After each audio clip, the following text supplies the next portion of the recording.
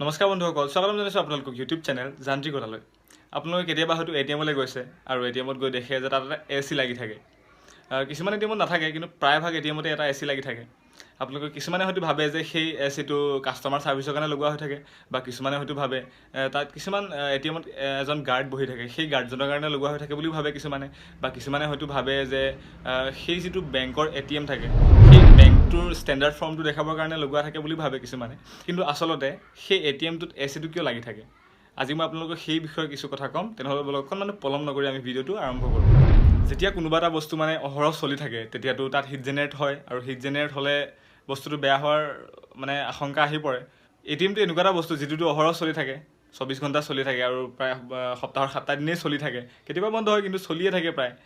তাৰ ফলত বেয়া হৈ যোৱাৰ সম্ভাৱনা থাকে, আৰু সেই হিটটো জেনেৰেট হ'লেতো বেয়া হৈ যাব। সেইবাবে তাত হিটটো জেনেৰেট নহ'বৰ বাবে এচিটো ব্যৱহাৰ কৰা হয়। এতিয়া কিছুমানে হয়তো ক'ব যে কিছুমান বেলেগ বস্তুটো আছে যিবিলাকৰ হিট জেনেৰেট হয়, বা যিবিলাকত অহৰহ চলি থাকে, যিবিলাক যেনেকৈ ধৰি লওক CCTV কেমেৰা, সেইবিলাকতো অহৰহ চলি থাকে। সেইবিলাকতো আমি কি এচি লগাব লাগিব নেকি? আচলতে তেনেকুৱা কথা নহয়। সেইবিলাক বেয়া হ'লে বা কিবা এটা বিসংগতি হ'লেও ইমান এটা চিন্তা কৰিবলগীয়া কথা আহি নপৰে।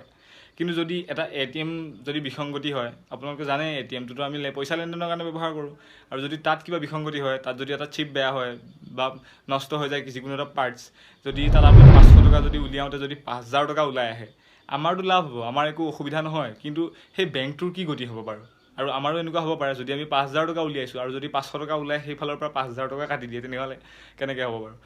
ঠিক তেনেকুৱা নিচিনা বিসংগতি কিছুমানৰ আমি সন্মুখীন হ'বও পাৰোঁ, যদি হিট জেনেৰেট হৈ পেলাই বেয়া হৈ যায় সেই এটিএমটো। সেইবাবে কিছুমান এটিএমত ব্যৱহাৰ নকৰে, যদিও প্ৰায়ভাগ এটিএমতে এটা এচি ব্যৱহাৰ কৰা হয়। যদি ভিডিঅ'টো চাই ভাল লাগিলে তেনেহ'লে মোক কমেণ্ট কৰি জনাব, আৰু ভিডিঅ'টো এটা লাইক কৰি দিব। আৰু এনেধৰণৰ ইণ্টাৰেষ্টিং কথাবিলাক জানি থাকিবলৈ আৰু টেকনিকেল হেল্প আদিৰ বাবে এই চেনেলটো ছাবস্ক্ৰাইব কৰি ল'ব। ধন্যবাদ।